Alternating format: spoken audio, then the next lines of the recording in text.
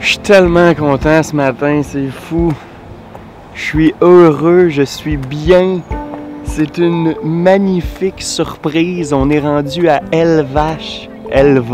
Comment ça s'écrit Elva, mais prononciation Elvache. Je le savais que c'était spectaculaire, patrimoine de l'UNESCO, mais spectaculaire à ce point-là.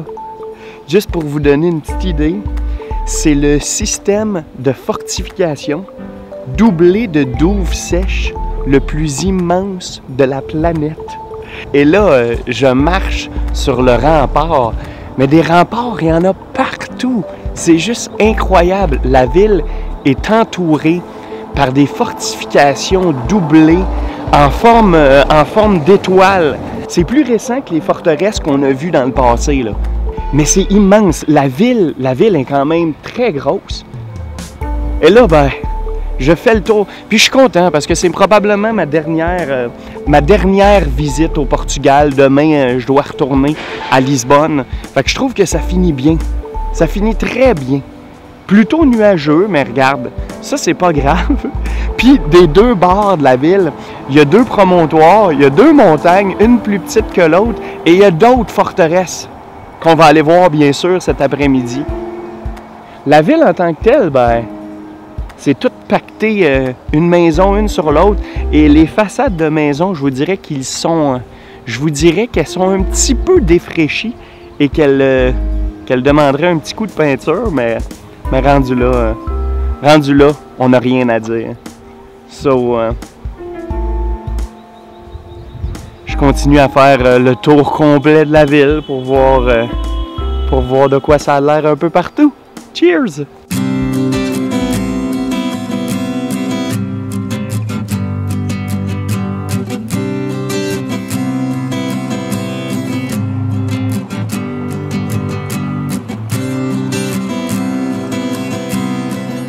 Ouais, ben c'est parti.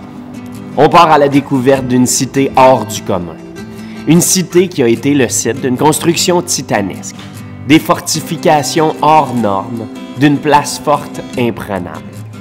Et le plus cool dans tout ça, c'est qu'on peut se promener comme ça en toute liberté, partout où on veut, partout sur les murailles, comme un explorateur urbain, curieux de voir chaque détail, chaque parcelle de cette ville historique, imprégné d'un passé bouillonnant, un passé intriguant et fascinant.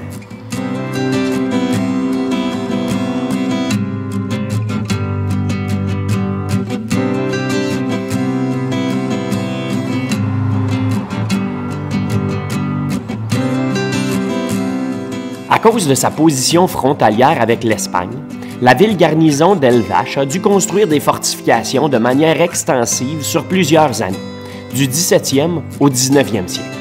Et elle représente effectivement le plus grand système défensif de remparts à douves sèches de toute la planète. Pour être plus précis, c'est au moment de la restauration de l'indépendance du Portugal en 1640, après 60 années de contrôle par l'Espagne, que la construction de ces remparts-là commence. Sinon, à l'intérieur de ces murs, la ville comprend de grandes casernes et d'autres bâtiments militaires. Gardant la frontière principale entre Lisbonne, la capitale du Portugal, et Madrid, la capitale de l'Espagne, la ville d'Elvache n'a pas le choix de prendre tous les moyens possibles pour protéger son territoire. Et c'est pour ça qu'aujourd'hui, on découvre cette magnifique ville garnison, qui nous relate un passé militaire grandiose, une histoire mouvementée, qui est, je vous dirais, très agréable à découvrir.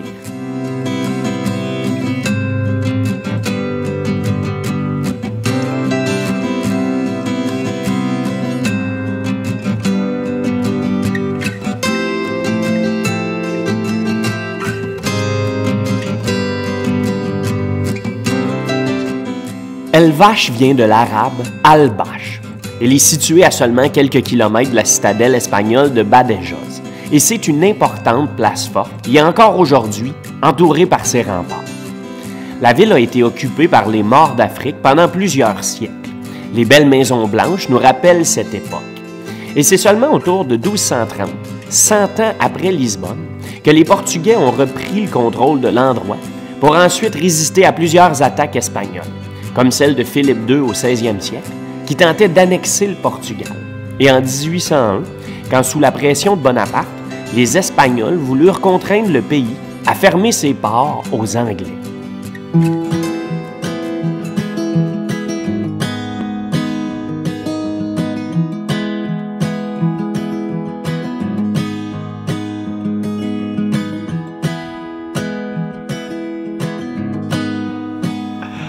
On est rendu en haut, tout en haut de la ville, autour du Castello, le château fort principal. Le soleil vient de sortir, la température se réchauffe, les nuages s'éloignent et la vie est belle. Et ici, autour du château, c'est pas mal mieux. C'est plus propre, c'est plus beau, c'est mieux entretenu, puis un petit peu plus de verdure, un peu de fleurs, des plantes. Parce que sérieusement, le reste, ça fait un petit peu dur. Les murailles, et il y a des chiens, il y a des chats lousses aussi. Je pense qu'il y a des humains lousses aussi. Hey, c'est hot, là. D'ici, on voit les deux forts d'un côté et de l'autre de la ville. Une vue, pas 360, là, mais 180 qui est assez cool. C'est le fun parce que c'est une ville tranquille. Tu sais, vous le voyez, là, c'est vraiment pas gros. Une belle vibe, là, c'est smooth, c'est cool, puis ça finit très bien, ça finit très bien le trip.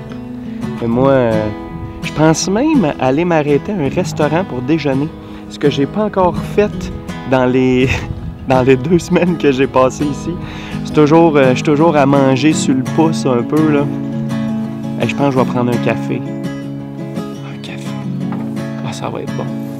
Ça va être bon.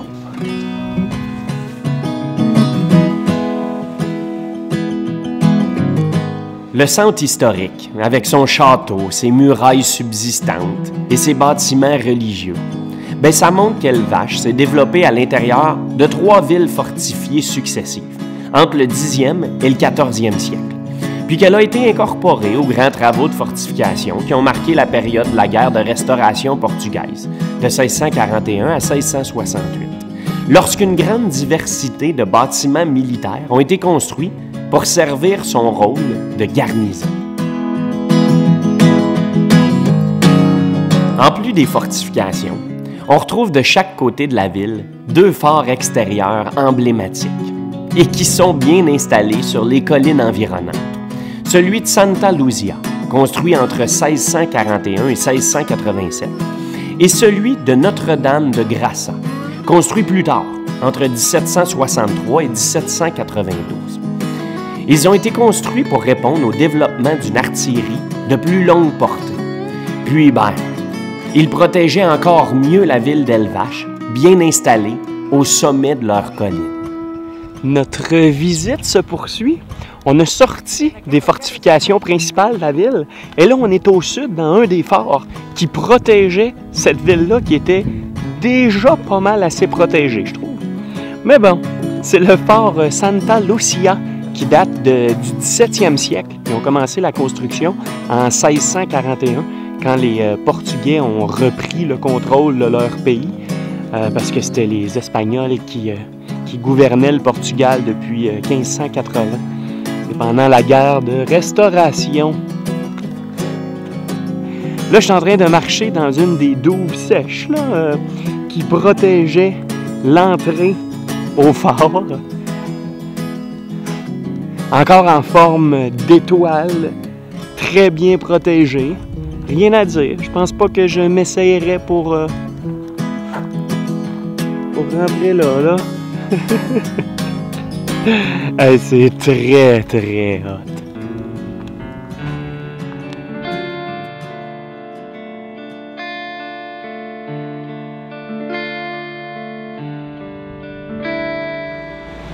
Checkez-moi ça.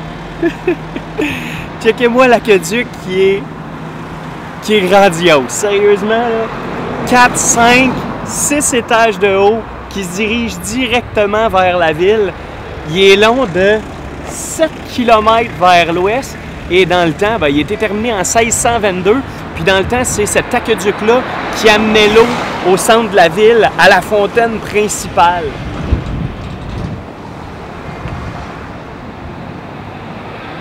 C'est toute une pièce, là.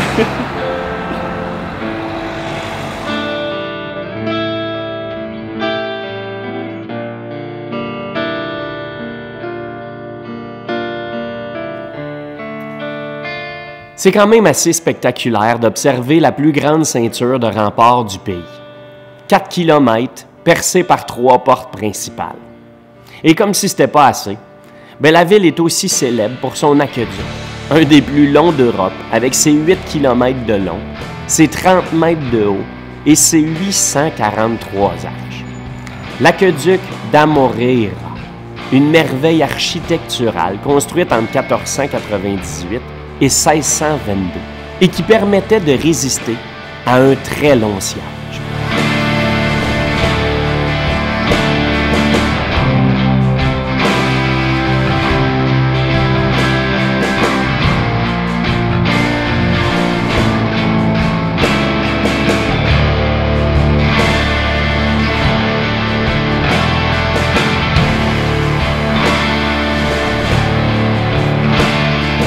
Checkez-moi ça comme c'est beau.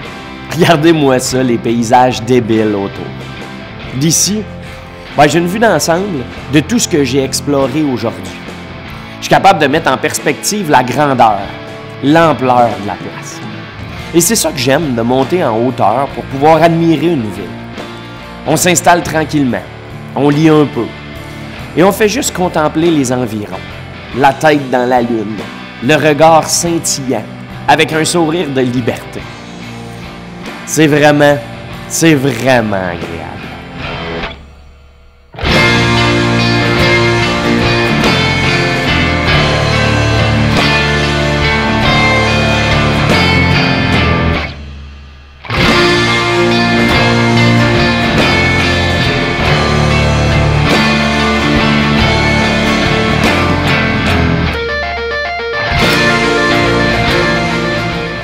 Bon, mes amis, quand j'ai eu terminé ma marche autour de l'aqueduc, j'avais deux choix. Soit retourner en ville, me reposer, aller au restaurant tranquillement en attendant mon autobus plus tard. Ou je pouvais poursuivre mon aventure en direction du fort Grassa. Le fort de Grassa qu'on voit de partout parce que c'est la montagne la plus élevée. Et vous comprendrez bien sûr que j'ai pris l'option numéro 2. Une belle petite marche de 3-4 km, on monte la montagne, vue magnifique sur les paysages des alentours, une vue parfaite sur les fortifications de la ville centrale qu'on a parcourue ce matin. Il était très bien protégé, hein? Croyez-moi, hein? Si j'avais à choisir un spot lors d'une bataille, celui-là, je le trouvais pas pire. Je le trouvais pas pire pantoute. J'ai pas rentré parce que je pense que je commence à manquer de temps un peu. Et comme je suis à peu près à 45 minutes de marche, je veux pas me faire avoir par la pluie. J'ai pas mon imperméable, j'ai rien pantoute. Et là, pour sauver du temps, parce que je voulais pas retourner par la route parce que ça contourne la montagne et tout, j'ai décidé de couper dans la montagne. Je suis plus certain si c'était une bonne idée, mais bon. On est rendu à mi-chemin, fait que... Mais je pense être en train de parcourir des oliveraies. Ouais, je pense vraiment que c'est ça. Ça pousse dans un sol relativement... pas aride, mais rocailleux, rocheux. C'est un sol orangé avec des grosses roches. Mais bref, ça me fait une très belle randonnée. Puis le sol est mou, fait que ça va bien pour descendre. C'est comme spongeux un peu. Oh. Faut quand même faire attention puis regarder où on va. Je vous laisse. J'ai faim. Bye.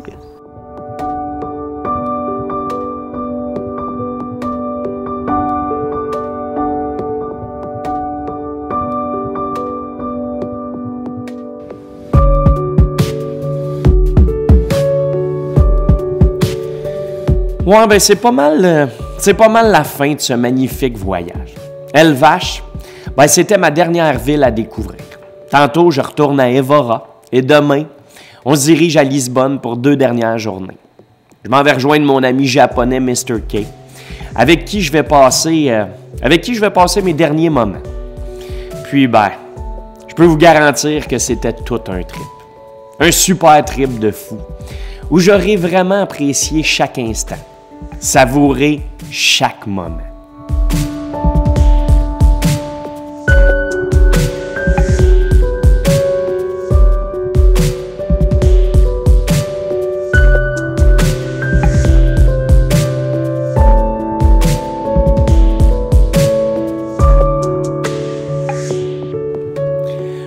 Ouais, ben mes amis, il reste quand même 2-3 trucs à voir, suivez le reste des aventures en cliquant ici. Sinon, likez, partagez, commentez, écrivez-moi, puis c'est pas mal ça. Salut là!